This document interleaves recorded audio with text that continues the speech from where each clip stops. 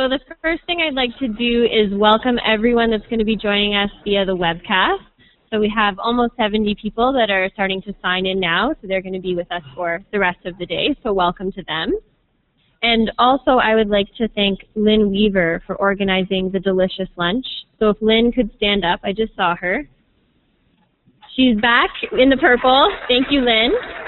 It was great. And we also have the recipe for the chili, as some of you were asking.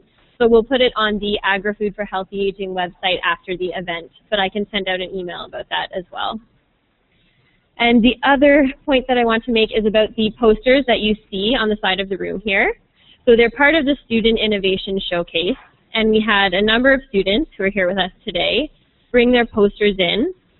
And what they had to do as part of one of their classes was to come up with some kind of innovative product or program that connected food, nutrition, and health. So I'm going to ask them to stand up as I call their name, just so we know who they are and to thank them for being a part of the forum. So I have Emily Padai, Layla Zarapur, Erin Connolly, Laura Stratton, Megan Vella, Maxine Sider, Berkeley Davis, Caitlin Zorn, Julia King, and Emily Clark. So thank you very much for bringing your posters with you today and for setting them up so nicely. There will be a time during the break this afternoon that you will get to chat with the students and also take a look at the things that they've come up with. So now I will announce our first speaker, Dr. Alison Duncan. She is an Associate Professor and Associate Director of Research at the Human Nutraceutical Research Unit in the Department of Human Health and Nutritional Sciences at the University of Guelph. Following an undergraduate degree in Applied Human Nutrition from the University of Guelph, she completed training to become a registered dietitian in Toronto, a Master's of Science in Nutritional Sciences from the University of Toronto, and a PhD in Nutritional Sciences from the University of Minnesota. Her teaching is in the area of functional food and nutraceuticals, both at the undergraduate and graduate level, and she currently coordinates the Masters of Science coursework program at the University of Guelph in the Department of Human Health and Nutritional Sciences. Her research interests relate to the biological effects of functional foods and nutraceuticals on chronic disease-related endpoints, with a particular focus on the agri-food health continuum. Another research interest in relation to nutraceuticals involves the use of functional foods and natural health products, so their prevalence, associated attitudes, and beliefs in healthy and clinical populations. Alison currently serves on the editorial board for the Journal of Nutrition, and in 2005, she received the Young Canadian Innovator Award in Agriculture.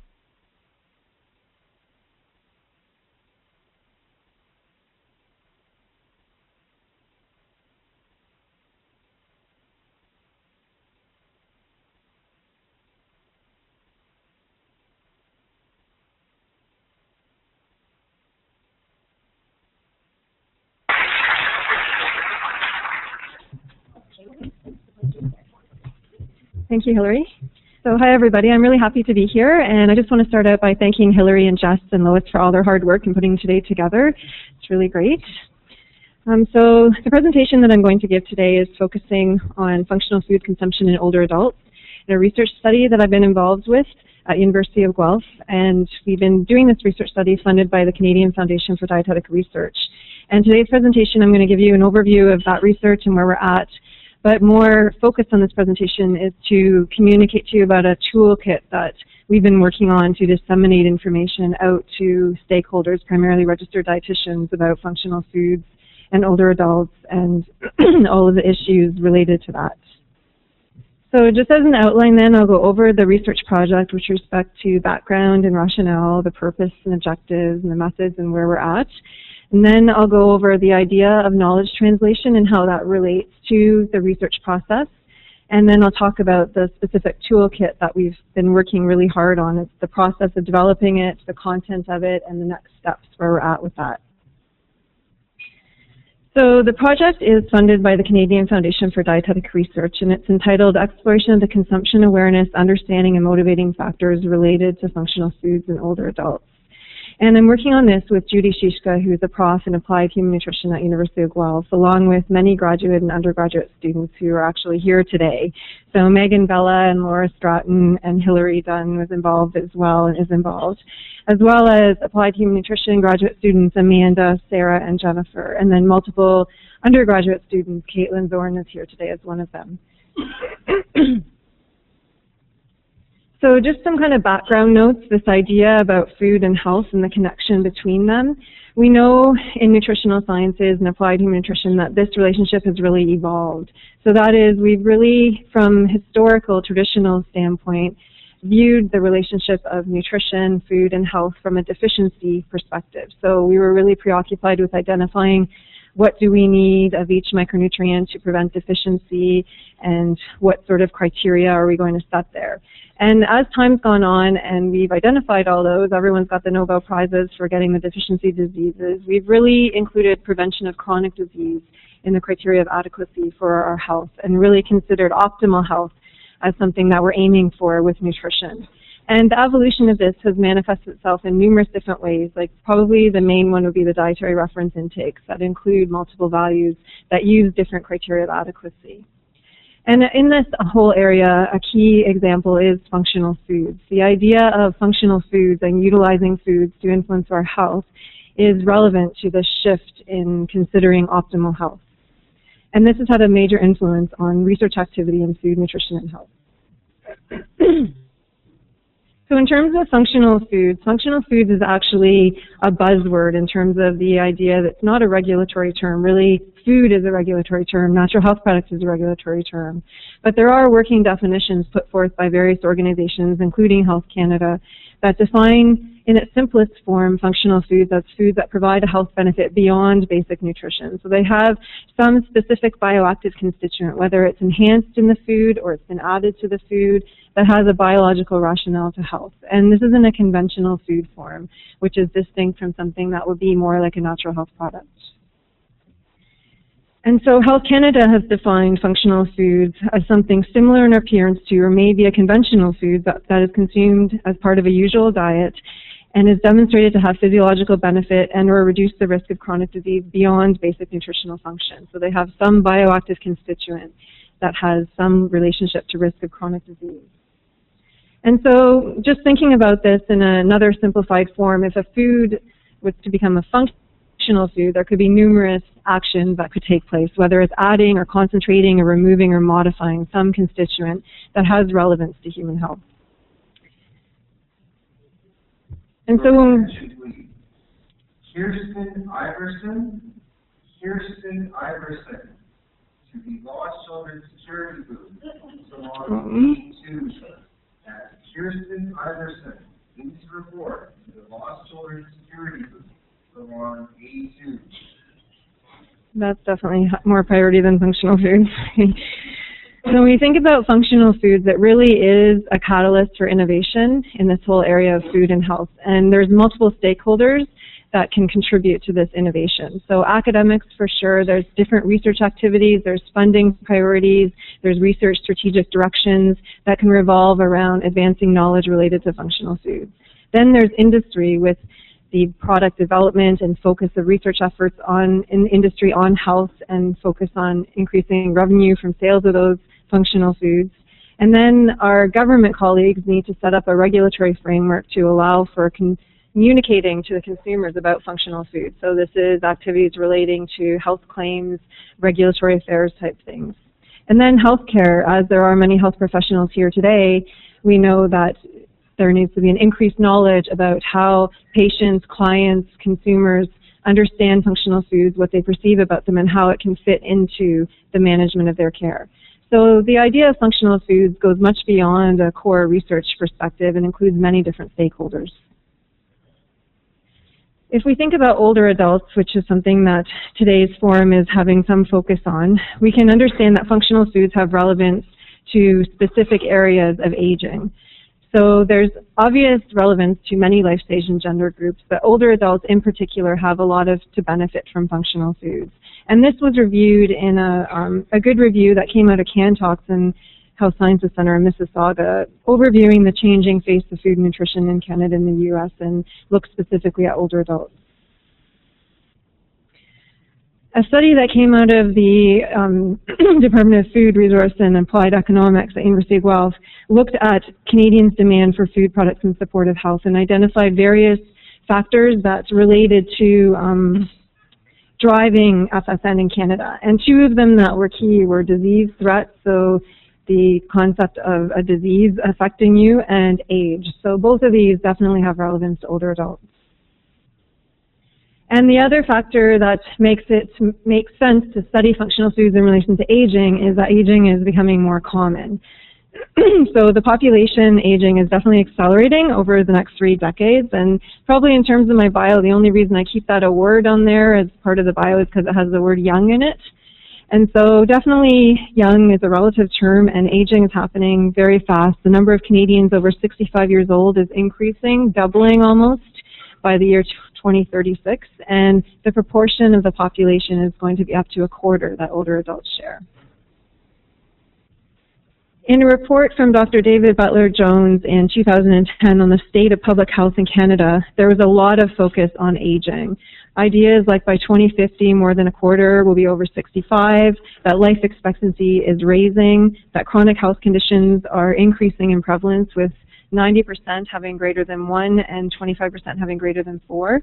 And also the idea that people are motivated to take steps to self-manage their health. So 40% have taken steps to improve their health. So just to kind of summarize the relevance of functional foods to older adults to rationalize the research study that I'm going to overview, we know that functional foods can address many nutrition and health related issues that face the aging older adult. There's a lot of things that just relate to basic nutrition. There's physical and physiological changes like taste, absorption, specific micronutrient issues. There's social considerations. There's overall a need for nutrient density as a core idea in terms of potentially decreasing appetite. Whatever choices are made from a nutrition standpoint need to be smart choices and dense in terms of nutrients. And then there's beyond the basic, there's optimum. So thinking about the multiple chronic diseases for which age is a risk factor, it makes sense to utilize food as a strategy to reduce risk of those diseases. So one of the things that we were thinking about at University of Guelph was to understand first what older adults think about functional foods. What are their perceptions, attitudes, beliefs, and understanding? And that's what came to rationalize this research project. And then we noted that this newscast came out of the United Kingdom that identified a need to examine perception of functional foods in older consumers. And this was kind of welcoming to see this because this is exactly what we're doing in the study in Canada. So the idea of better understanding consumer perception is really important if we are to best realize the benefits of functional foods for that population segment. So that comes back to the project that I mentioned. And to just overview the objectives of this project, the core thing is we're trying to understand functional foods and health and disease among older adults. And this was the research priority related to functional foods and health by the Canadian Foundation of Dietetic Research. And this particular project, I'll overview the methods, but it has the multiple objectives of looking at things that promote, things that discourage consumption of functional foods, trying to identify consumption, purchase, and purchase patterns. And then on the bottom right, really looking at 3 overall core areas of functional foods in terms of what areas of health are older adults interested in addressing functional foods with, what specific bioactives do they understand, do they have knowledge of, or do they want to know more about, and what are the preferred food matrices? Is it eggs, milk, yogurt, bread? So those are kind of 3 core things that we're looking for. And we're also looking for all different aspects of health and sources of information about functional foods. And along with this, we're collecting basic information on lifestyle, medical, demographics, so that we might be able to relate some of these factors to the information that we gather. So in terms of methods, we're using a mixed methods approach in terms of getting at breadth with a questionnaire that is aimed at collecting data from 200 older adults, for which I'm just having some connection with Megan because we just finished our 200th participant last week, so we're totally psyched to go on to stats. And then in depth with respect to Dr. Judy Shishka in Applied Human Nutrition's performing focus groups. And the nature of the focus groups is to build on information that we're getting from the questionnaire in a more in-depth manner so as to see if some of the concepts resonate on a more connective type data collection. So we're collecting data from older adults. We use the age of greater or equal to 60 years old who are community dwelling and not using any meal-assisted services, as well as they're able to complete the questionnaire. Shane Wilson. Shane Wilson. Please go to the security office located in Hall A in room A2. That's Shane Wilson. Please go to the security office. Hall A from A2. Thank you. So hopefully that's the parent.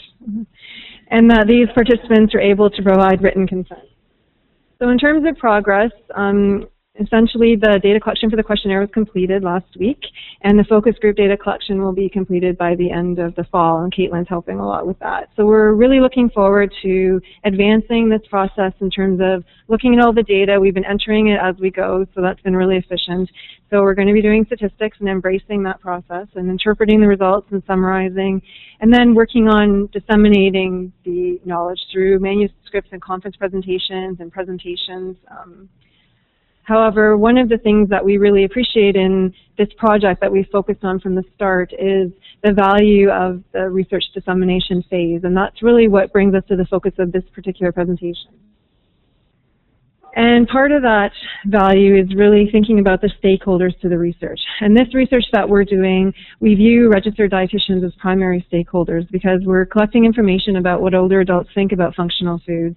And we're looking at a whole bunch of variables that we think could help registered dietitians in interacting with their patients or clients about functional foods. Beyond registered dietitians, we also hope to inform other stakeholders, particularly the food industry, with our focus on what are the preferred food matrices and therefore what will be the preferred products that could possibly be worked on to advance that older adults would be oriented to. And then older adults themselves will benefit from this, as well as the academic community in terms of research.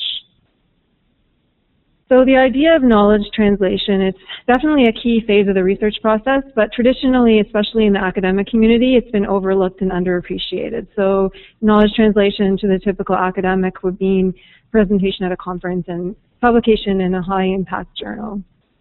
But it's really been prompted to be expanded in the academic community. Primarily, one of the reasons is that funding agencies are demanding it to be more expansive, and you're not going to get the funds unless you be more creative with your knowledge dissemination strategy. And the idea of knowledge translation, translating it and then transferring it to the end user has been articulated by OMAFRA as transforming knowledge into use through synthesis, dissemination, and exchange among researchers and research users. So there's many different ways that this can be undertaken. There's lots of strategies that can be done. And one of the ones that we focused on in this project is the use of a toolkit. So toolkits, it sounds like a great word. They're really can ultimately become a PDF document that can be widely disseminated to the users. So they can be flexible, adaptable, and an educational resource that can target one issue or multiple issues and one audience or multiple audiences. And you can really put a lot of creativity into its construction to get the research in there along with content that's relevant to that research. So over the summer, with the graduate students and undergraduate students, we did a lot of creative thinking in terms of working on this toolkit. And our ultimate purpose of the toolkit, we identified as to provide guidance and material to assist registered dietitians in communicating with older adults about functional foods for healthy aging. So we had weekly meetings. It was really to the extent that I was actually going to formally change my job title to toolkit constructor from professor. We were just working on this so hard, discussing the literature, figuring out what the knowledge gaps are in terms of what content to include, and figuring out the main messages, and then revising and reviewing, and we really worked hard on developing it. And I have a hard copy of the toolkit with me today. It's not completely finalized because we like to include the research results, which we're still working on, but I'm going to overview its content. But if anyone wants to interact with me after to kind of take a look at it at the current stage, they're more than welcome to. And we consider stakeholder engagement as an important phase of the toolkit construction process because we want to seek feedback and inform the final version. So today is an important step in that, and I'll also be presenting it at the AGM of the Canadian Foundation of Dietetic Research, and also just reaching out to specific colleagues and getting their feedback. So looking at as an overview to the toolkit, it has 3 sections and a whole bunch of appendices. So the first section is focused on understanding functional foods, and I'll overview what that means and what we included. The second one is looking at, okay, so what are functional foods in connection with aging? And then the third section will overview some of the results from the research study that we did on functional foods and aging, and then the appendices will contain multiple resources that can be photocopied and used with clients and patients.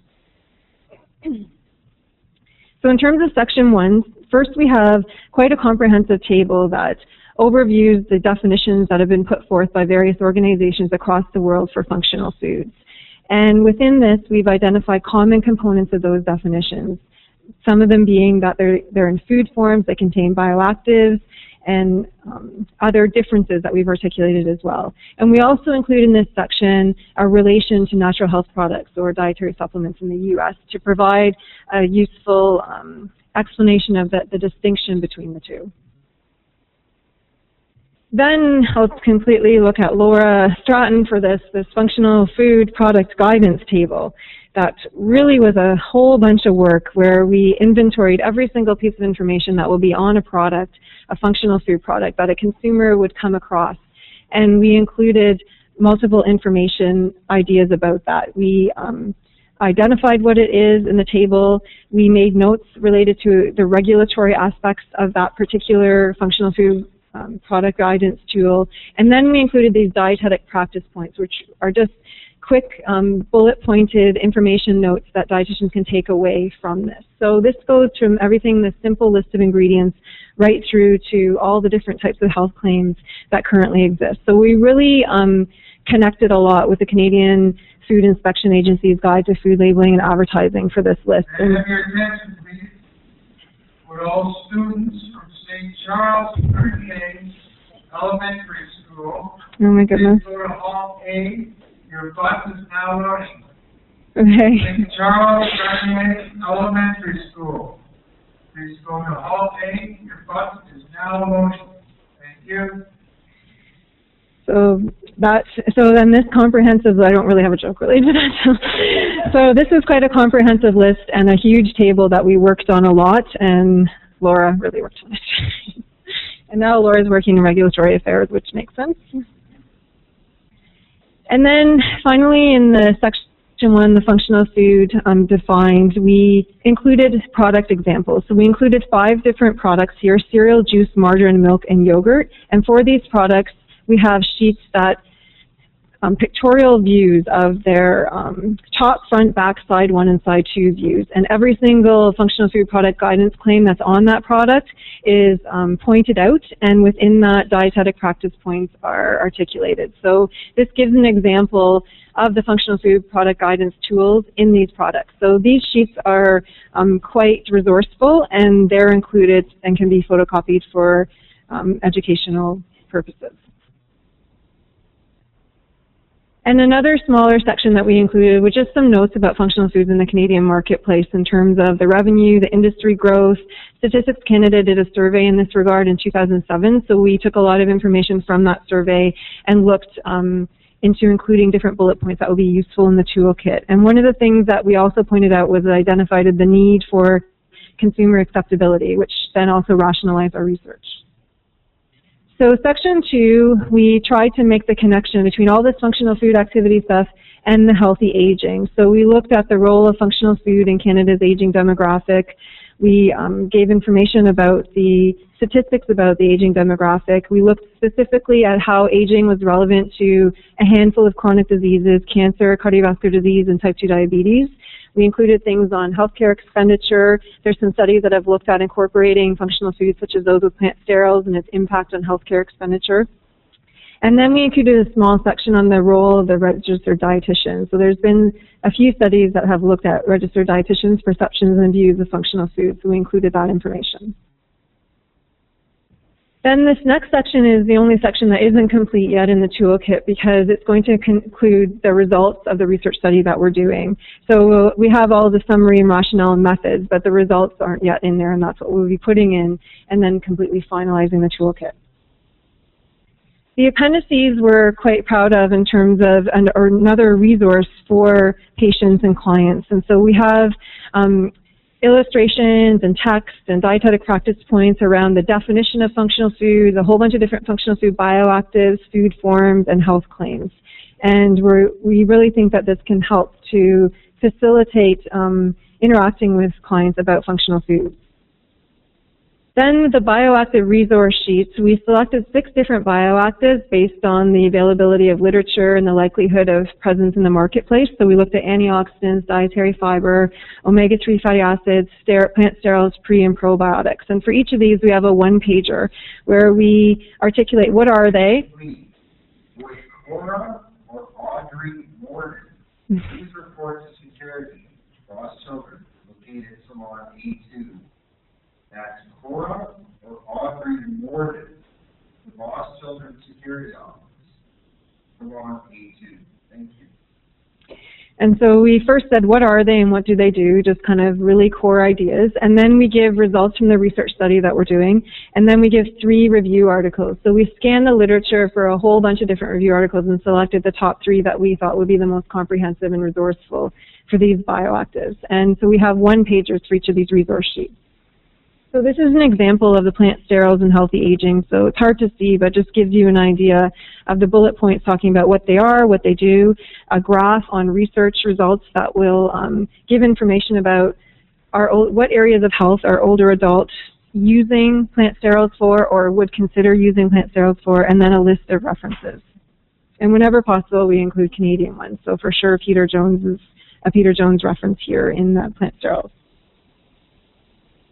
And so for next steps, what we're doing is we're really seeking feedback. So if anyone has any feedback from this, he might have feedback. So,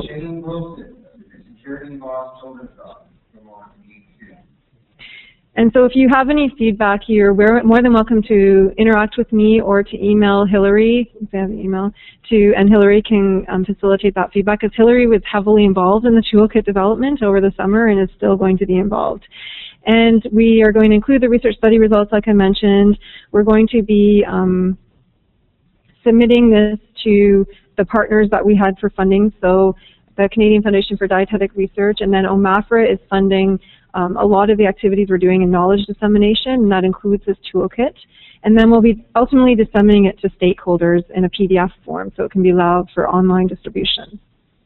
So with that, I have to acknowledge Canadian Foundation for Dietetic Research in supporting the research study, for OMAFRA Rural Link for identifying the importance of knowledge translation and supporting a lot of the activities that we're doing in the area of healthy aging and agriculture and food. And then Megan, Laura, and Hillary, who are all here today, who are working so hard. And Jenna, she's actually now just finishing up a dietetic internship, and she helped a lot with constructing the questionnaire a couple of years ago. Amanda, Sarah, and Jennifer are all now graduates of the Applied Nutrition graduate program and are working towards becoming a dietitian. Amanda's working for Loblaws actually now. And then Sarah, Brittany, and Caitlin, who's here, are undergraduate students from University of Guelph who contributed towards the project. And for sure the participants, all the 200 of them that came to see us at University of Guelph. So thank you.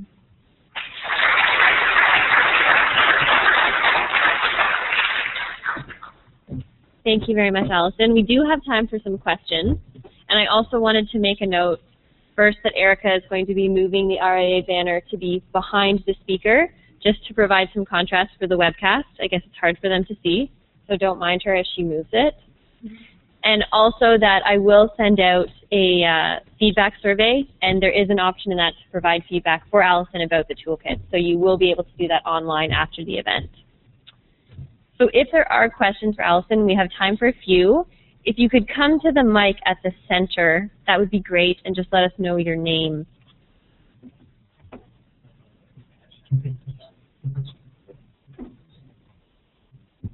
Hi, Alison. That was a great talk. Just wondered quickly, are orange juices that are fortified with vitamin D and calcium classified as functional foods? So, in my understanding, historically they were actually classified as a drug before we had a regulatory environment to allow for that.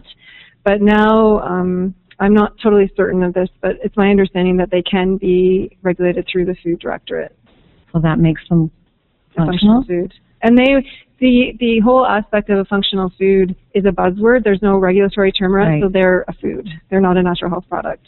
Okay, because I noticed you only listed plant sterols under juices, and I thought, I wonder why you weren't adding juices fortified with vitamins and minerals. In terms of the examples I put up? Right. Yeah, it was just, we could have done that. Okay. We could have put those as well. I thought maybe 3 years ago we looked at that for seniors, that was a way of getting additional calcium. Yeah, and for sure that would be a great candidate functional. Well, it's a very loose kind of definition then.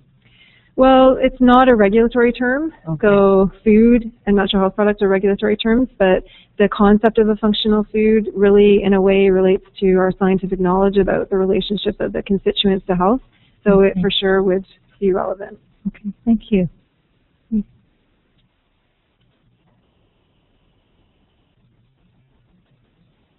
My name is Carol Culhane. Great presentation, Alison. Could you elaborate for us, please, on what might be the dietitian's practice points on a food label? Yeah, so the dietitian practice points, that we have populated that throughout the entire toolkit in every single section. So what we've tried to do is we have comprehensive information, and then in a margin we have dietetic practice points, and they'll be the key points. So it will just be saying almost the same thing, but just in a real key bullet point. So they're just quick pieces of information that we can take, and we just termed it dietetic practice points, taking it from that approach that's been used in the journal of Dietitians of Canada and things.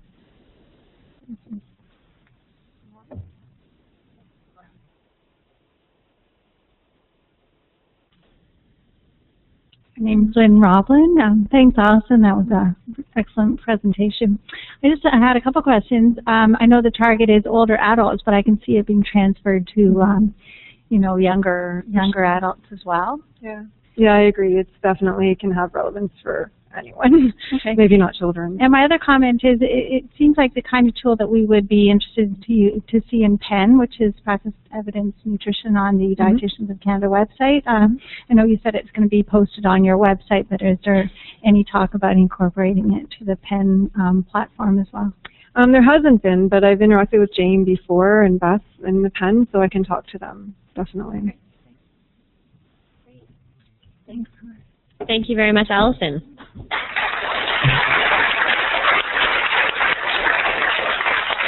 So the next three presenters are going to be participating in the panel discussion. So just in order to stay on time, we will ask that you save your questions until we do bring them up at that time. But I will introduce our next speaker, Dr. John Kelly. He is currently the Vice President of the Arrey Innovation and Commercialization with the Ontario Fruit and Vegetable Growers Association. The mandate of this initiative is to diversify agriculture and food opportunities for the Sand Plains area of the South Central Ontario region. He has a wealth of experience in the private and public sector and has held various executive positions with startups and multinational companies, including Kelly Rowe Company Incorporated, Mars Landing, Land O'Lakes, Ralston Purina, and Aventis Crop Sciences Incorporated, as well as the Ontario Ministry of Agriculture, Food and Rural Affairs. Throughout his career has been focused on innovation development and implementation, actively advancing products and technologies in agriculture, food, biotechnology, pharma, and the bioeconomy sectors. John holds a Bachelor of Science in Agriculture and a PhD from the University of Guelph, and a Master's of Science from the University of Alberta. So the title of his presentation today is Innovations in Agriculture.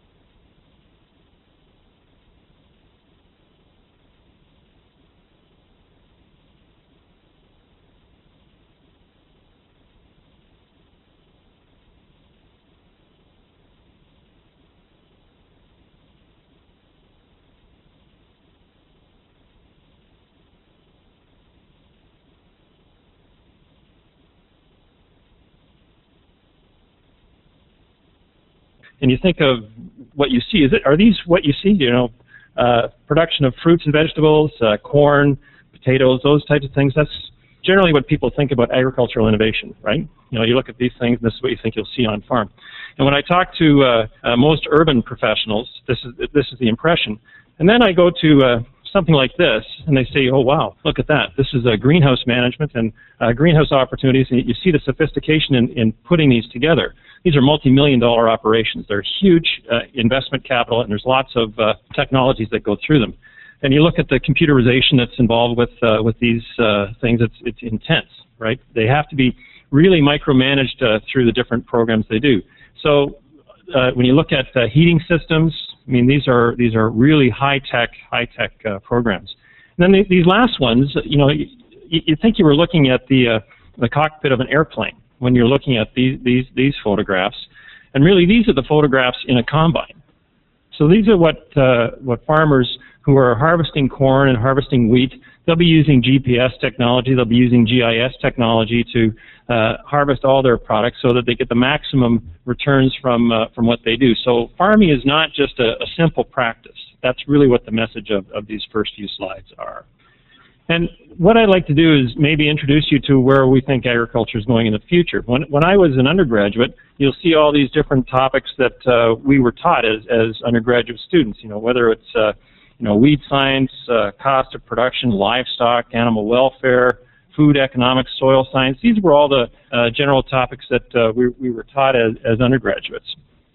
Things are changing, and when you look at the way the future is going, things like the bioeconomy are going to have huge impacts on what agriculture is going to be like in the future.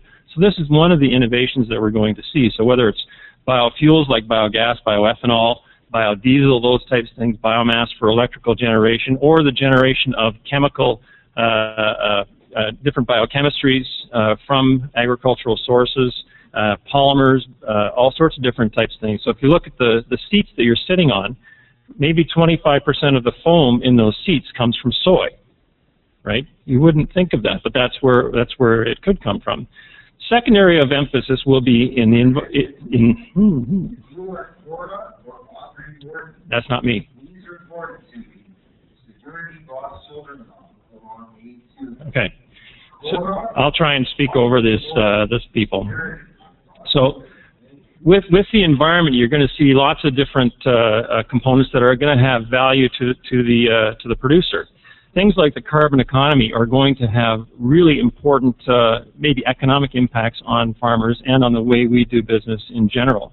You know, with regards to things like remediation, safety, pesticide management, farm plans, farmers are great stewards of the land. So these are things that are coming, they're here, and in some cases they'll be here in the early future. What we're talking about here is more probably the third pillar, which is the linkage of food, agriculture, and human health. And Alison did a great job of talking about functional foods and those types of things, but we're looking at other components, including, you know, food safety, food traceability, extracts, all those types of things. And what these will do is they'll all add more value to the producer, and that's really what we're all about. When you look at these opportunities, though, they're not separate. They're all linked, because producing food will have impact on the environment. If you're competing for land for the bioeconomy, then what happens there? So we have lots of things to address when it comes to these types of things. The other thing I like to talk about when I'm referring to producers and people is the value chain. And basically, an agricultural value chain is pretty simple. You have a technology provider, a grower, an aggregator, or somebody who mixes things up, an end user, and then you have the consumer. This is really what it's all about. But the one thing I like to do is say, all right, they're not boxes. These are actually people that we're talking about when we develop them, whether it's the scientist providing information to the farmer. We have an aggregator, maybe like Colin Farnum is the scientist, maybe the aggregator to the main retailer, and then finally to the consumer. So what we want to do is we want to say, okay, do we have a complete value chain? Are we extracting value from the chain all the way across the chain? And are we communicating across that chain? And for sure we'll have interactions between the scientist and the farmer. Currently we have very little interaction between the scientist, the farmer, and then the consumer. And we need to increase these. So we need to have communication both up the chain, and we have to have communication going backwards down the chain. So using this as a background for what we have, you'll see that each one has a role to play, but we need to make sure that we have communication going up and down the chain. So why link agriculture, food, and human health? I like this picture of this young fellow because it really shows some of the challenges that we're seeing in our young people. Why, the medical profession is, if my patient is basically healthy, why should I be concerned about their dietary intake? Well, these things are changing, and this is certainly a role for what dietitians have to play in influencing both consumers and the medical community. My wife is a veterinarian. She had half a course in nutrition in her DVM, and a lot of doctors would have gone through the same types of training and not had a lot of emphasis on prevention, but more on therapeutics. So we're trying to get people to think more from a prevention type perspective. Obesity is a key issue, and you just look at the diseases that we link. We're in an agricultural talk, and we're talking about hyperinsulinism, we're talking hypertension, we're talking diabetes. These aren't usually the things that come across the farmer's mind, right? So we're trying to find ways to solve some of these things. And when you look at all the implications of obesity, all of these different conditions are impacted one way or another because of obesity. So when we have all these trends for obesity increasing amongst our young folk, it's a real challenge, because down the road, instead of 45 or 48% of our budgets being put towards healthcare, it's going to be 70% of our budgets towards healthcare, and we can't afford it. We just can't afford it. So we're going to have to find ways to solve these problems. Another consideration is, who are we trying to feed? Right? So if you look through the farming community, most of the farming community is basically from a European background. So when I talk to farmers, it's almost always a white population, and it's either a Western European population. So I took this picture from the Kitchener-Waterloo Record about 3 or 4 years ago, and you see we have an Asian father, we have an Eastern European mother, and what's in the middle? In agricultural terms, we call this a hybrid, right? So when you think of how this family is going to consume, do you think that the father's background and the mother's background are the same? And do you think the food choices that they would be having are the same? Well, they're not. It's almost better just to wait for those, eh? So when we talk to our agriculture producers, we're saying, look, you're not going to be producing the same food for the future as you have in the past, and there's a lot to be learned from that. And why is this the case? Well, if you look at our immigration policy, you can see where people have come from. This is the 2001 census, and you can see that most are from Eastern Asia, Southern Asia, Southeast Asia, West Central Asia. Well, do you think all those people are meat and potato eaters? No, they're not. So we need to find ways to address these markets. 56% have immigrated to Ontario, 37% to Toronto in the 2001 census. Then you look at the 2006 census, and you look at where immigrants have come to, and most are coming to Ontario, right? So this is really intense. So this is our wow factor. It really gives us a new market to attack from an agricultural perspective. So how do we do that? Well, we look at the products that these people are normally used to consuming. Things like callaloo, bitter melon. These are products that we don't normally grow here in Ontario. So we've got an Asian vegetable production program. Eggplant. I mean, we have grown eggplant, but we haven't grown eggplant in really substantial quantities. You have things like the Indian kadu, which, for me 2 years ago, I said, what the heck is an Indian kadu? Never heard of it. The yard-long bean. Yard-long bean is kind of an interesting one because it is a yard-long green bean. So if you're dealing with your children as clientele, you say, okay, you have to eat one bean, right? And that's it, right? So and usually they'll agree until they see. But there's economic reasons for doing this. Like when you look at New Canadians spent $800 million in imported vegetables. I was in a Freshco in Milton the other day, or a couple months ago, and I took a picture of a frozen okra, right, in one of the freezers. Turned it over, product of India. Why do we have product of India okra in a Freshco? why don't we have product of Ontario okra in a fresh coat? So we're looking at trying to replace some of these things. And again, looking at what our market opportunity is, you know, I think Alison did a great job of talking about the aging population, but we like to call them more like well-off older folk, or WOOFs, right? So the WOOFs are an important part, or an important segment for us to deal with. 2 out of 3 are alive today that have ever been alive. It's a really cool statistic. But they're also very wealthy. And a lot of these WOOFs will want to be going out dancing into their 90s. So you're going to see a change in the way people have done their perspectives, right? So we've got a new market and also an expanding market in the aging market, because the aging market is not getting smaller. Then the last thing is to look at consumer perspectives. And certainly when you look at things like freezing of food or nutraceuticals or functional foods, there's relatively low risk. The red line represents risk and or perceived risk, and the green line represents perceived benefit. So, you know, from freezing and nutraceuticals, functional foods, they're all pretty good. When you look at things like food additives, however, we run into a challenge. And I know the next talk is going to be on biotechnology, and there's a bunch of other challenges associated with that, and I'll touch on that a little bit later. So when we're talking about the consumer, we have to make sure that we're listening to the consumer so that they're getting what they want. One of the things we're doing, the way we're doing this is we're running different programs to try and access the public sector. So Jane Dummer, who is also a registered dietitian, is running a program in Simcoe looking at how we can get hospitals to use local product instead of using the big conglomerate, and not that I'm against big corporations, but having local product into these local hospitals.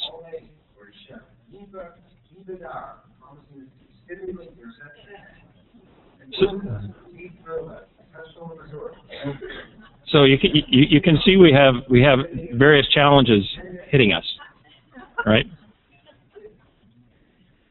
So when we talk to consumers and we say, okay, yeah, we've got some great things that we can add to our food, or we can bring into our food, and they see all these terms, and what do you think a consumer thinks when they see isothiocyanates in their food? Or they see polyphenols, or rosmarinic acid, or docosahexaenoic acid, or eicosapentaenoic acid. What do you think they think? Oh my gosh, this is terribly scary. I won't touch that. I gave this slide to a bunch of foresters, and we talked about resveratrol. And they said, oh, that must be a pesticide, right? Docosahexaenoic acid. It's an acid, must rot your stomach, right? How many know what docosahexaenoic acid is here? Hands up high, right? Excellent. DHA, right? So we have to simplify our terminology for our consumers.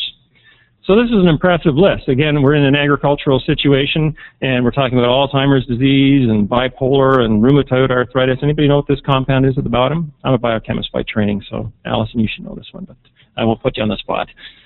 This is DHA, right? This is the omega-3 fatty acid. Everybody knows about omega-3 fatty acids. People are starting to know about DHA, but you say this is docosahexaenoic acid. No, they're not going to know what that is, right? So again, it's a communications issue. Well, we've had lots of great responses to how to get to the market. So the omega-3 eggs, you know, one egg is 100 milligrams or something like that of DHA, and Jeff Schmaltz will know that from his days at Burnbrae.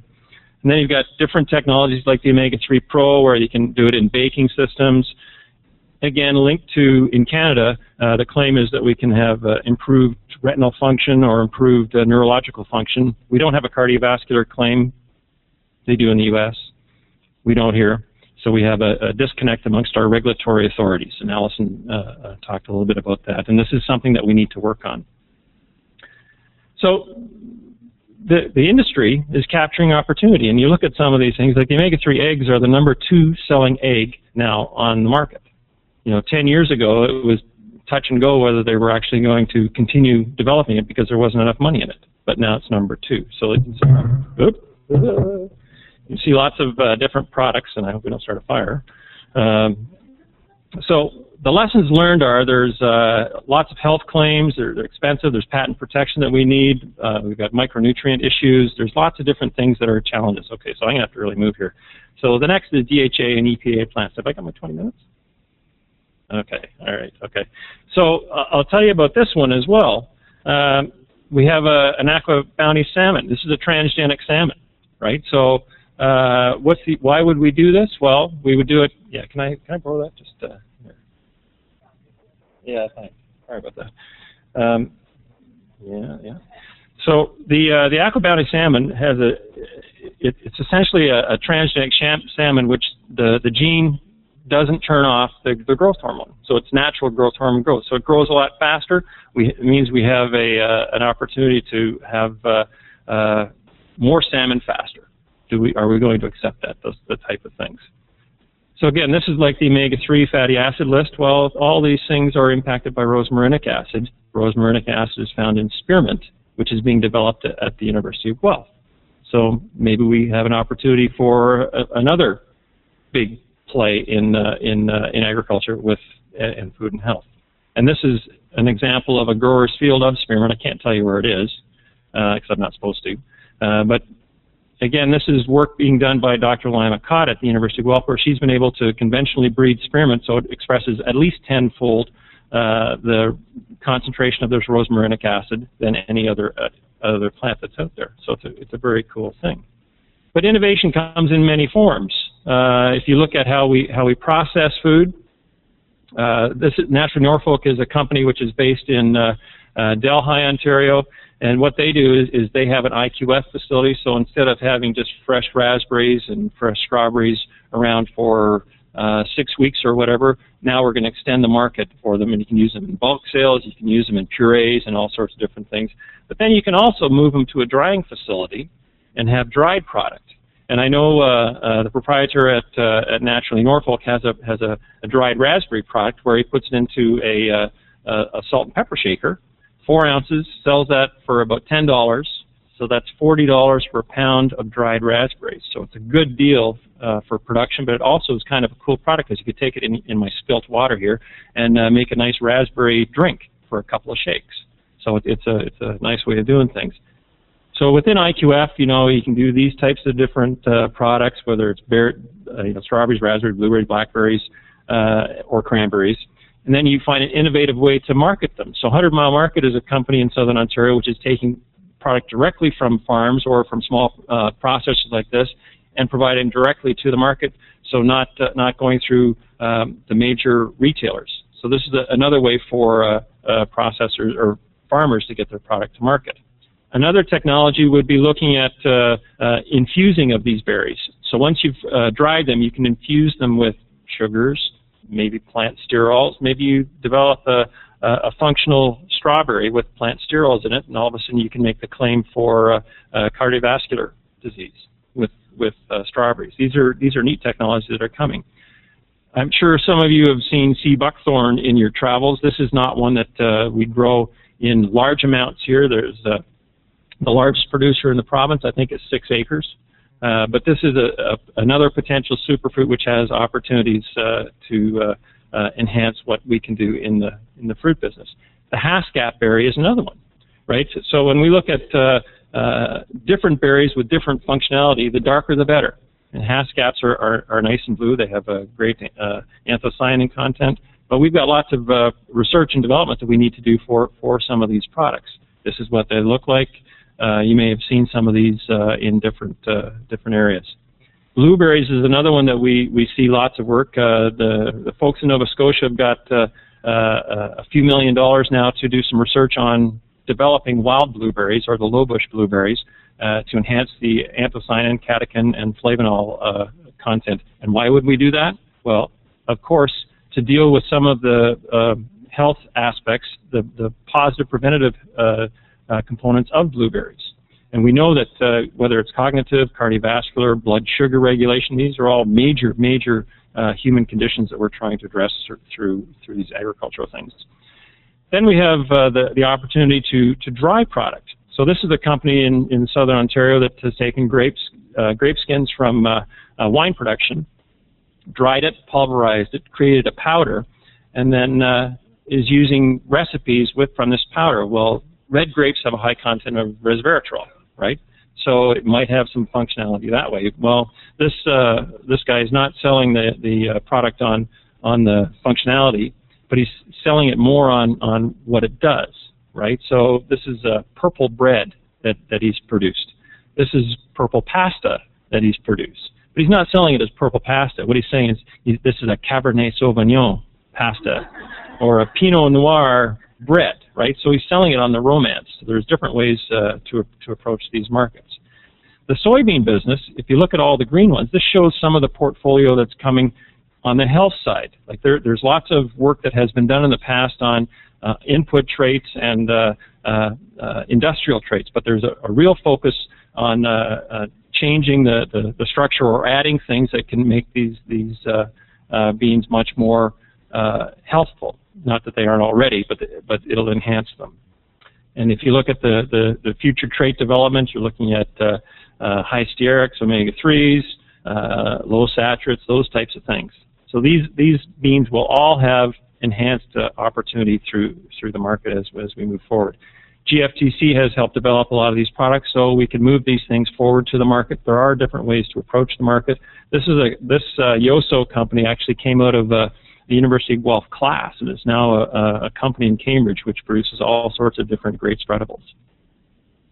The last one I'm going to talk to you about is hazelnuts, and when we develop a new crop, we have to go through all of these different components, whether it's identifying what the consumer wants from product concept to variety development to all of the different health aspects of what we're trying to do. Well, Ferrero has built a $300 million plant in Brantford, but they don't use a single hazelnut from Canada. 80% come from Turkey, 15% from the U.S., and 5% from Italy. But they want to grow their market. They service the Canadian, U.S., Mexican, and Australian markets out of that plant, creating Nutella and Ferrero Rocher from hazelnuts. They want increased supply. So this is something that we're trying to develop for them. And if you look at what the hazelnuts look like in the shell, this is what they look like, and I'm sure you're all familiar with the Ferrero Rocher. If you're not, then you go smack your husband or your wife and say, you should give me some of these at Christmas. And this is what a hazelnut orchard will look like in Ontario. This is a hazelnut orchard actually in British Columbia, and you can see how they're very clean. We want to be able to harvest these really easily and create a brand new opportunity for Ontario producers. So it looks like it's going to be a great opportunity. We think we have a market for about 10,000 acres of hazelnuts, right? So it's not insignificant. So really what I wanted to do is just give you a smattering of some of the opportunities that we have in Ontario and some of the things that are coming down the road. So thank you very much. And sorry about the spill. Thank you very much. Thanks a lot. I know there are going to be lots of questions, but if you could sit on those questions until the panel. Thank you very much. Okay. You're outstanding. You want me to? Wherever you want to sit. I'll go over there. Wait till the panel starts. And at the end, John also has a gift basket to give away to some lucky person in the audience. Yeah. Thank you. Thank you. Let's give another big hand. Thank you so much, John, for an excellent presentation. I could see how everyone was nodding and very, very interested, so thank you. And it's my honor to introduce to you Kim Arrey, a consulting dietitian in Montreal, and she likes to combine her love of food, love of cooking, with the science of nutrition, so her clients are pretty lucky, I'd say. And today, Kim is going to talk to us about new and exciting innovations in biotechnology. Please welcome Kim Arrey.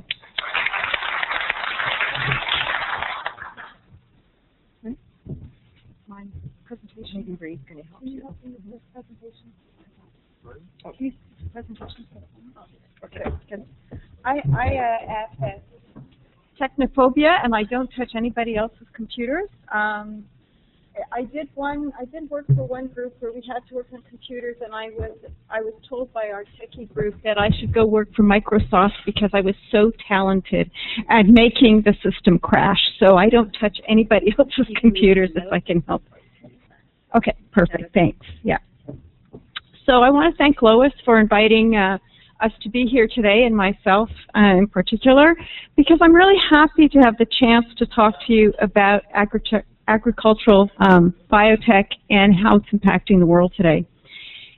I find that I get more and more questions about this from my clients, and they're really usually quite scared of biotech.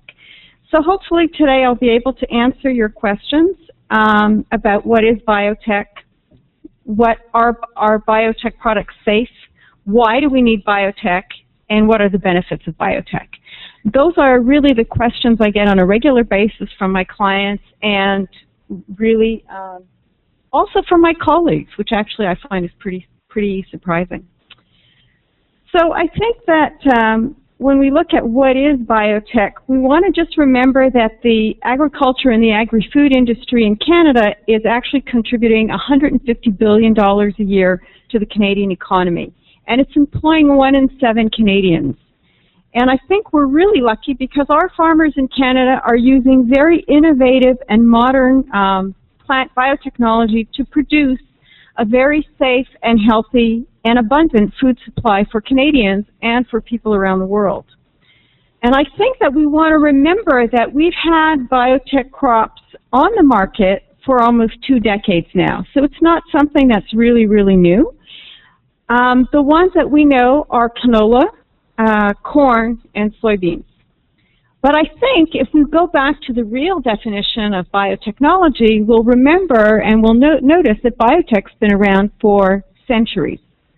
Because we know that beer, wine, bread, and cheese are actually the original biotech products. What did farmers do? Well, they took naturally occurring yeasts, bacteria or molds, and they transformed food into tastier and maybe texturally different alternatives. And so that was the greatest, or the first use of biotech. We've also been using selective breeding techniques for years. I think everybody thinks we started selective breeding, last Tuesday, but no, we've been using it for hundreds of years. And actually, if you would look at corn or potatoes or tomatoes as they were in the early 1800s, you probably wouldn't recognize them. And I think that's really quite fascinating. Everybody thinks that what we have is, until just very recently, what's exactly what it is, but it's not. So I think we have to look at modern biotech as something that's evolving, and it's kind of making us go back to where did it come from? And this is where I'm always surprised at my colleagues, especially, not so much my clients, but my colleagues, when I mention Gregor Mendel, and they kind of go, who? And didn't you remember we did him back in early biology? And they all kind of go, but those biology courses were a long time ago. I don't remember. What did he do? Okay, well, Mendel was the biologist in the 1800s. And basically what he did is he is the one who founded or discovered the principles of hereditary that we use all the time in science. I don't know, we had a couple of experiments that we had to do to prove the principles of hereditary. Did you have to do the one where you had to stick your tongue out and try and make it? We had to do this and all. Yeah. Well, that's hereditary, right? Well, he did that a long time ago, and he also did all his experiments on pea plants. 29,000 of them, to be technical. And he was able to prove that way that some traits were hereditary and were passed on from generation to generation. So what we're doing now is basically something that he started many, many years ago.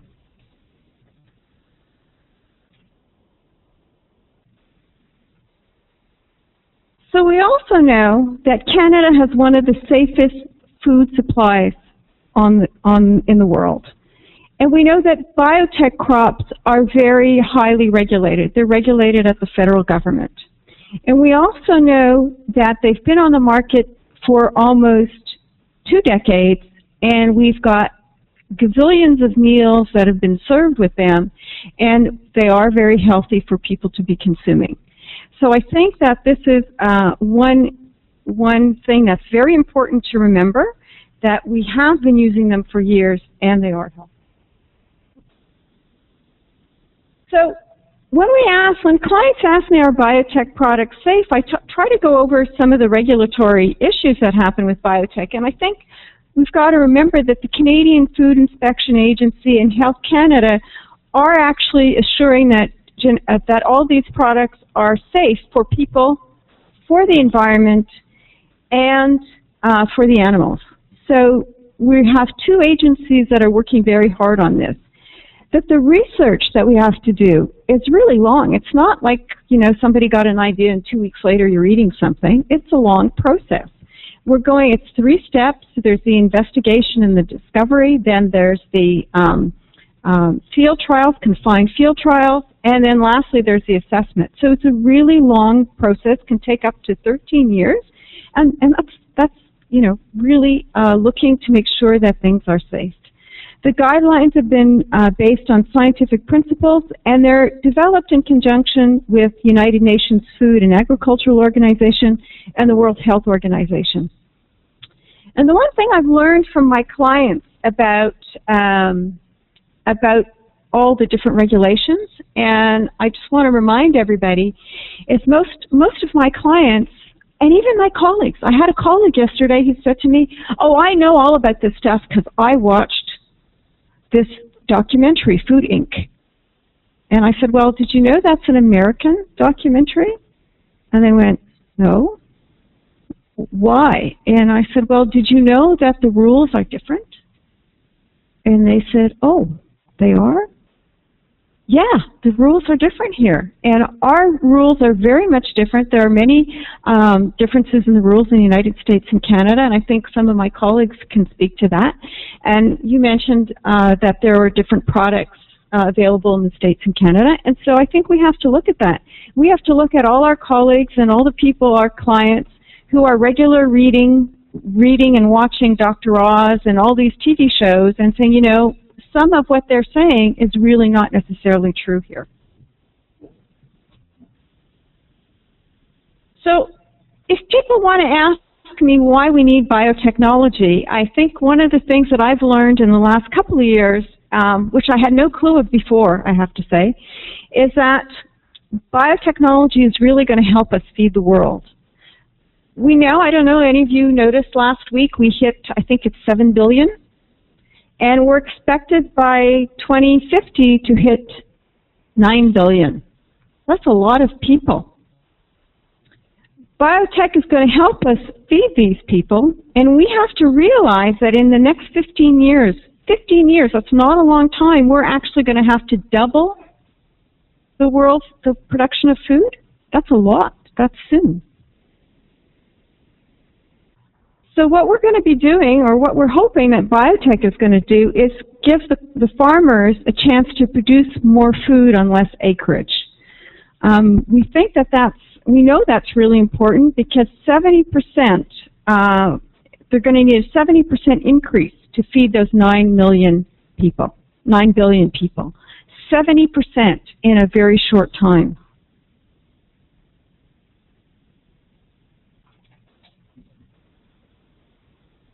So really one of the best benefits of biotechnology is that it's going to allow us to feed more people with using less acreage. It's also going to give us a chance to have less of an environmental footprint. And I think you mentioned as well, Dr. Kelly, that we're having that's a huge issue. We want to decrease the environmental footprint. And so one of the things we know is that we're reducing carbon dioxide emissions, equivalent to reducing 7 million cars off the road just by using some herbicide-tolerant plants and that kind of thing. So this is huge.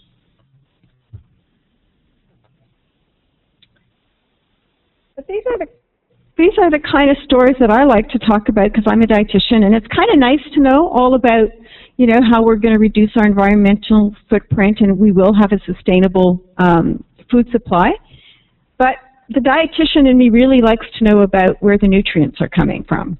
And so we know, all of the dietitians in the room, we know about the challenges of getting our clients to consume diets that are high in omega-3 fatty acids or diets that are high in a lot of the nutrients we need.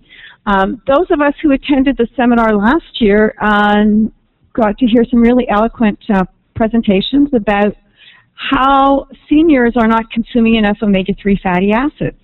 We also have some other studies that are talking about how if everybody ate the 2 portions of fish a day, we wouldn't have enough fish to feed everybody. So what can we do to get enough omega-3 into our diets, make it a tasty and healthy alternative? Well, what about making soybean oil high in omega-3 fats?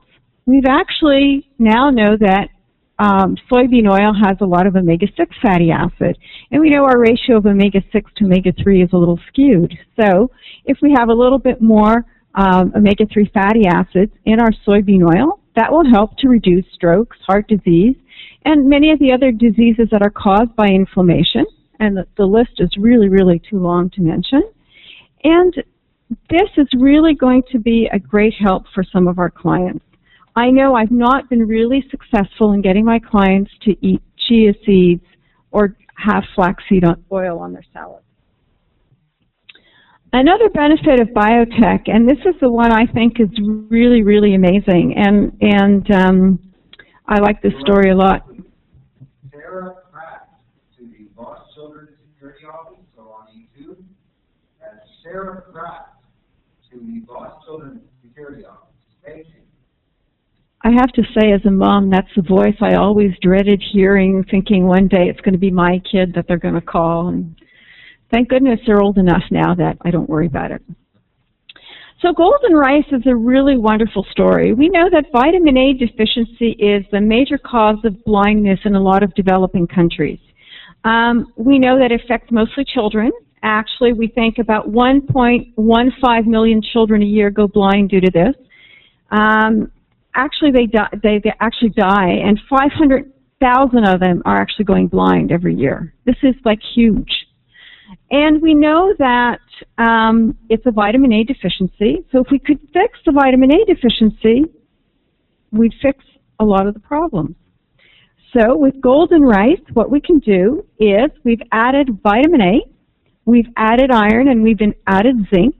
And this is, when it's fed to the children, it's reducing the vitamin A deficiency, and it's reducing, preventing a lot of deaths. The great story is this product is now, after years and years of testing, it's now almost ready to be commercialized, and the technology has all been donated to the countries involved.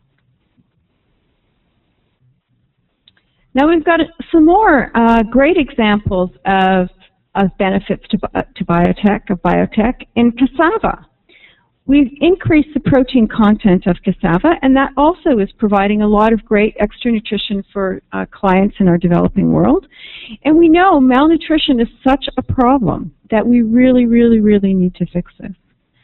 We want to improve digestibility of sorghum so that will increase the vitamin uptake and also essential amino acids and iron and zinc in it.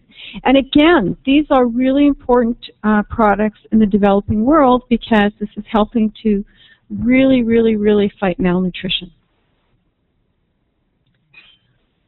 This is a slightly different kind of a benefit of biotech. And we know that BT corn is really helping the corn plant to fight major pests. Biotech helps plants to do this, and since the plant actually fights the pest, that's actually going to reduce the damage, and we're going to have less pesticide, which is, you know, two things that we're looking for. That also means we're going to reduce greenhouse gases because we're going to have less gas emission because we're going to have to pass less times over the field. So all those things are great when we have the BT corn, great advantages to that. We've also developed an herbicide-tolerant canola, and that's a wonderful product as well because it's one that's going to allow us to use less herbicides. And that's really terrific. It's going to allow us to control weeds, no more tilling or not as much tilling, less soil erosion, less water evaporation, less greenhouse gases. So all of this is going to actually help make producing plants a lot easier. We also want to look at getting disease-fighting properties in the future. What can we do in the future? Can we do something different? Well, we can change. We can add more disease-fighting properties to plants.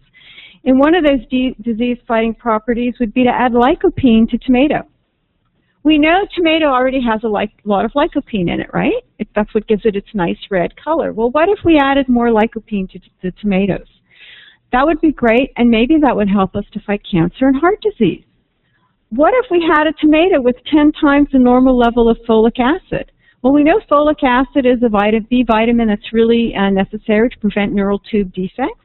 What if people could eat more tomatoes instead of taking a vitamin supplement to get all their folic acid? Would that be great? I think I've had clients tell me in the past, well, you know, those strawberries I get in the middle of winter come from California, don't taste very good, I don't like them. Well, what if we could have food that was fresher, that lasted longer, that was tastier? We'd really like that. And that would help us get more crop per acre to the table, and we're really going to have to work on that. We want to work at having drought-tolerant crops. We have a saying at CBI that's more crop per drop, because we know that 1.8 billion people are currently or will be living under water scarcity in 2025. Well, we have to get more crop using less water because there's going to be more and more and more droughts. If we cannot have less water stress on our plants, this will make more crop losses. This is going to have an impact on us. So I think we're really lucky. Canadian farmers really have a great track record. We're producing very safe, very nutritious food, and it's affordable.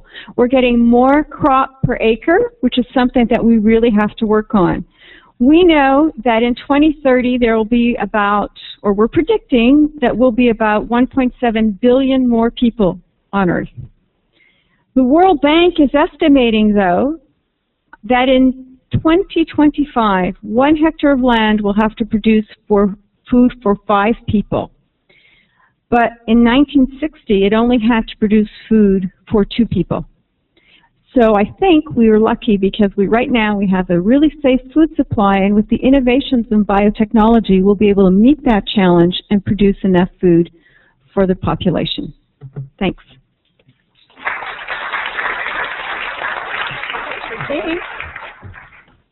Thank you very much, Kim. It's very interesting just to think about what the future holds when it comes to innovations in foods, thanks to biotechnology.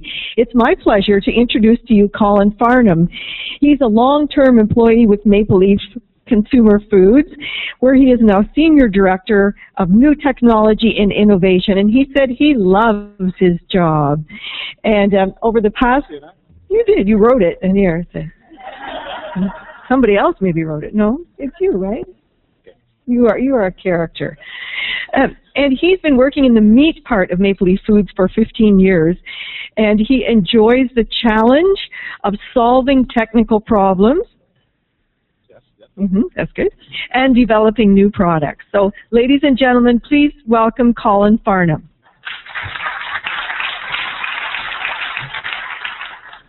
Left is forward. Okay. I feel almost a little bit embarrassed up here talking about a really simple molecule, sodium chloride. Move up? Okay. After John has talked about innovation and others have talked about nutraceuticals and biotechnology, and I'm going to talk about sodium and the complications, quite frankly, of reducing sodium in foods. So, with that, I think most people understand the role of salt in processed meat. I'm going to talk a lot about processed meat because, quite frankly, that's what I know the most about. I do have some slides from my friends at Canada Bread, and, you know, I know a little bit about what they do. And then I have one slide that I got from the dairy folks.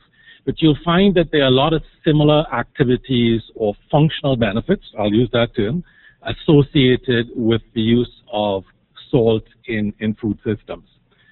So I think we all know about the use of salt for preservation and food safety.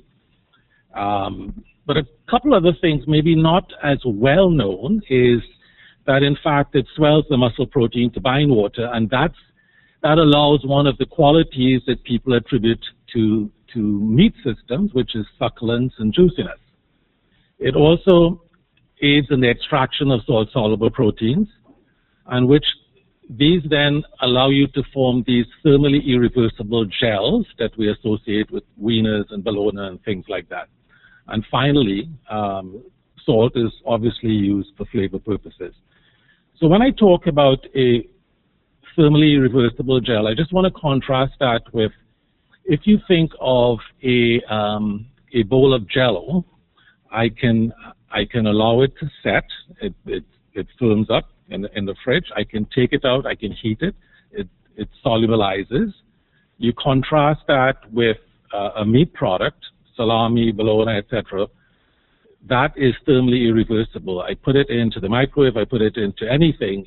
There's no reversibility associated with that. So salt inhibits the growth of pathogenic bacteria. And quite frankly, as most of you know, it's been used as a food preservation aid for centuries, dating all the way back to 1000 BC. And it does this predominantly by the reduction of water activity in the product. And quite frankly, the reduction of water activity is tantamount to the removal or making unavailable the moisture that is required for bacterial growth. So very, very simple process. So I wanted to use this, and I'll talk to this because I think it's important to understand that it has a role in inhibiting the growth of a very, very, very potent bacterium called Clostridium botulinum. And I just want to point out here that this is the really, really, bad one, the proteolytic Clostridium botulinum. That's the one that can grow at elevated temperatures. And I think that's the one that was associated with the problem that we had with carrot juice maybe a few years ago. But as you can see, inhibition takes place with a lot of sodium chloride. The non-proteolytic, which is inhibited by, the growth is prevented by refrigeration temperatures, it needs less. But clearly, sodium chloride, salt, and its impact upon water activity is extremely important in the case of Clostridium botulinum. So when we talk about food safety, this is one of the components that we're always concerned with. Here's another example that illustrates, this is some modeling work that was done at the Institute of Food Research in England. And the hatched lines are all at higher sodium chloride levels. The solid lines are all at lower. And as you can see, just using one example, a higher level of sodium chloride, significant inhibition versus the solid line, which is obviously, much, much faster growth.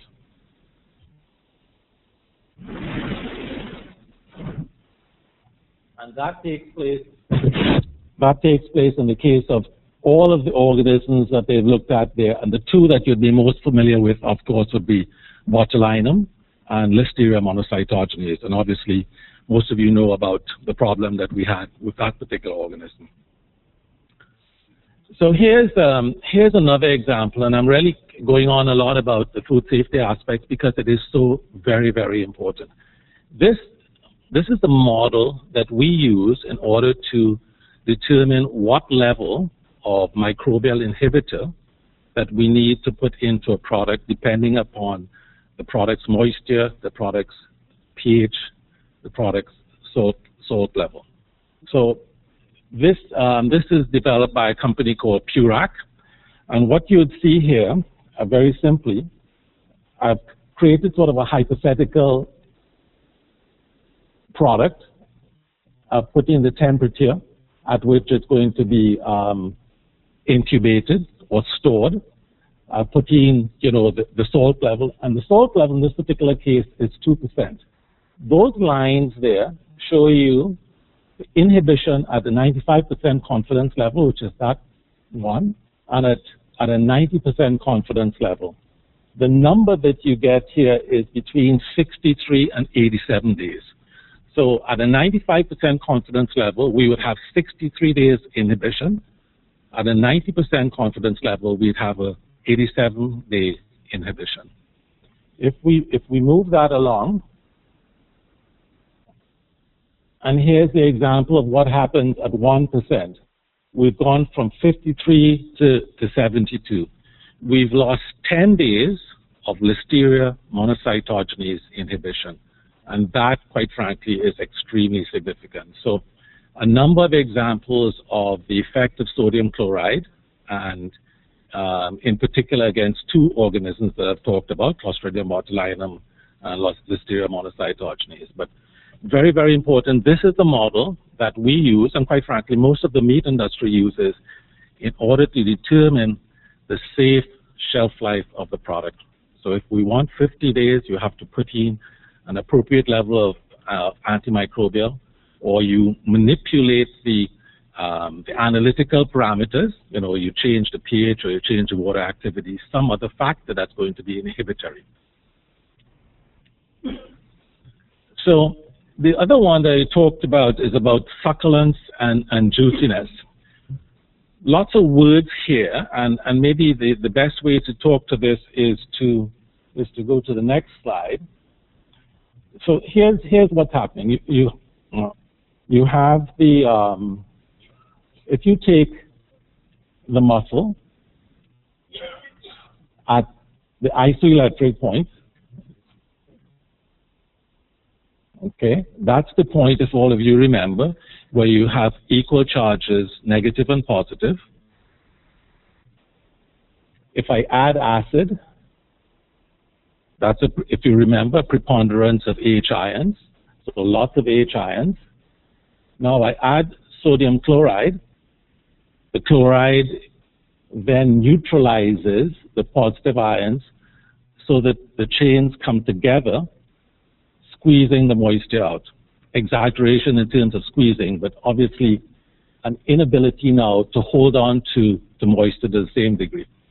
Where is this used? In the case of a dried salami or dried pepperoni, that you might get in an Italian deli. The reason that it is firm and dry is because, quite frankly, they have taken the pH below the isoelectric point, which means to say that it's unable now to hold as much moisture. You contrast that with the addition of base, higher pH, preponderance of negative ions. You add the sodium chloride, more chloride ions, because the chloride favors the protein, and now you get more negative charges, and they repel each other, open the structure up so that it can hold more moisture. So where is this? You would see this used in many Chinese restaurants. They would marinate their meat in carbonate or bicarbonate, and it's extremely tender, and one of the reasons is that it holds so much moisture.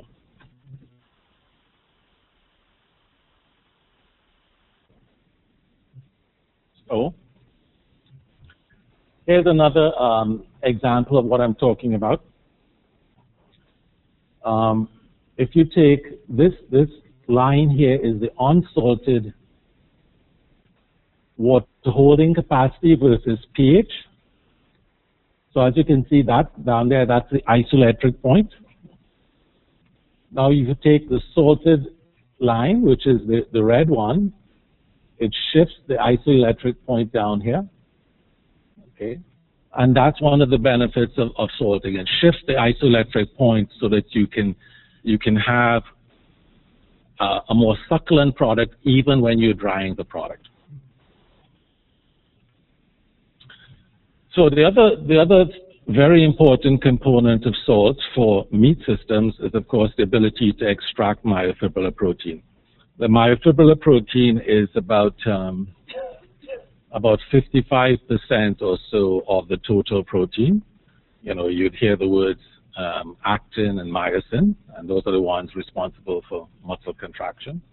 In this particular case, all I'm trying to illustrate here is that sodium chloride salt is extremely important for extraction of myofibrillar protein. You need up to that amount, and then of course, the more you add, you don't get, continuing incremental benefits of extraction. But that curve there, that very, very rapid increase, is what, quite frankly, we in the meat industry use in order to extract myofibrillar protein, in order to make the kinds of products that most of you associate with the meat world. And here's another example. This is, in this particular case, looking at myosin only. I talked about myosin and actin, but myosin is one of the key proteins, myofibrillar proteins. And again, very dramatic evidence of the benefit of sodium chloride.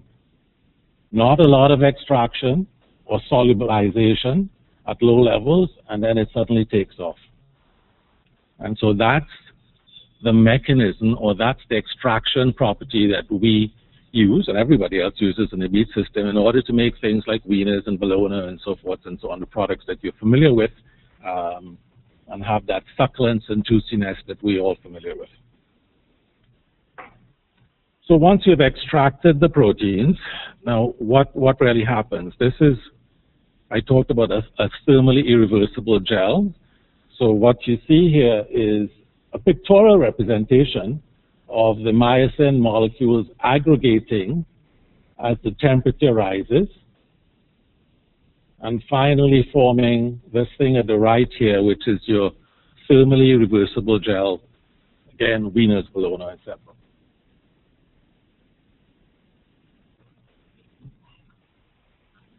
So over to the bakery goods side of the business.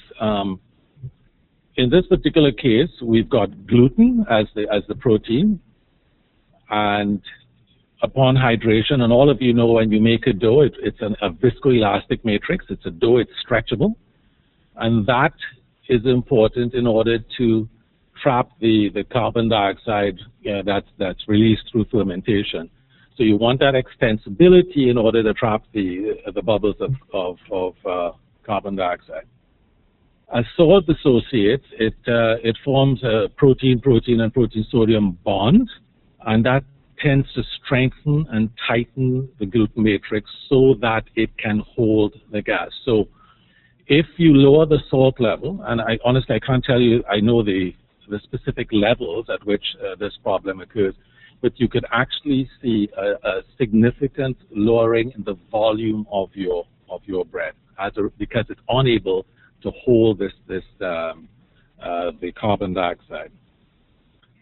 The other thing that salt does, it impacts the rate of yeast fermentation. So too little increases fermentation, and too much retards the fermentation. So again, a very delicate balance required in order to achieve the low volumes and the qualities and the properties, the sensory properties that you associate with the product. The other thing that fermentation affects the dough rheology, and that affects crust color. It affects a whole myriad of beneficial elements of the product. Again, you'd come back and you'd hear frequently with regard to the use of sodium chloride, the fact that it affects the water activity. And in this particular case, the high water activity of white bread, and it is greater than 0.97, it would support the growth of mold and wild yeast and bacteria. And so what salt does, it reduces the water activity and in turn acts to inhibit the growth of some microorganisms. And probably the most difficult thing, at least is according to my friends in the bakery industry, is that when you lower sodium chloride in doughs, you get what's characterized as a sticky dough. And I'm sure all of you know how sticky a dough can become. And the problem here is if you try to run those things on high-speed lines, it's pretty much impossible. So yes, if you were just making a few loaves of bread at home, that's fine. If you're trying to run a high-speed bakery, this is a major problem. So again, a variety, this is a technological issue. It's not related to food safety but it's definitely something that causes a major problem for us in the bakery business. And then finally over onto the cheese side, and I got this slide forwarded to me by a friend, and I thought it was pretty good in a way of illustrating the functions of salt in cheese. Oops.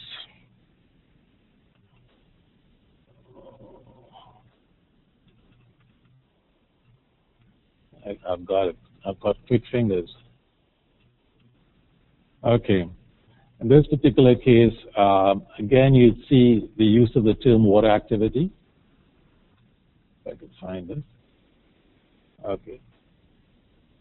And what happens here is that the control of water activity affects microbial growth, and because the microbes produce enzymes which result in, proteolysis, etc. So it has an impact upon proteolysis and lipolysis, and those two things, quite frankly, are associated with the qualities that you associate with cheese. So if you make a significant reduction in salt level in cheese, what you get is very, very rapid proteolysis, and you get bitter peptides, and it's quite frankly very, very unappealing. It's almost like taking a very old cheese, which has that sort of bitterness, but doubling it, and it's really, truly unappealing. And then, of course, the rheology is impacted, so the ability to form that sort of plastic structure that we associate with cheese, it almost becomes, well, actually, it's not the plastic structure one, it becomes a plastic structure, and you lose that sort of compressibility and mealiness, and it really takes on a plastic-like feel to it. And then that, of course, affects your ability to grade the product as extra old or old, etc. So this is just one example of the impact of cheese, impact of salt in cheese systems. And with that, I think I'm going to get you back on time. So that's a summary of the impact of salt reduction in cheese. It's about safety, it's about spoilage, it's about flavor development, it's about grading, and it's about texture. So with that, thank you. So, shall I just sit, yeah? Oh, we're going to have a break. Break? Okay. Thank you very much, Colin. And ladies and gentlemen, we're going to have a break now, and we will reconvene at 5 minutes to 3. Oh, what's that? Oh, yes, thanks. And Hillary just reminded me, please take this opportunity to look at the Student Innovation Showcase over here. So please have a good look and chat with the students. We'll see you at 5 minutes to 3.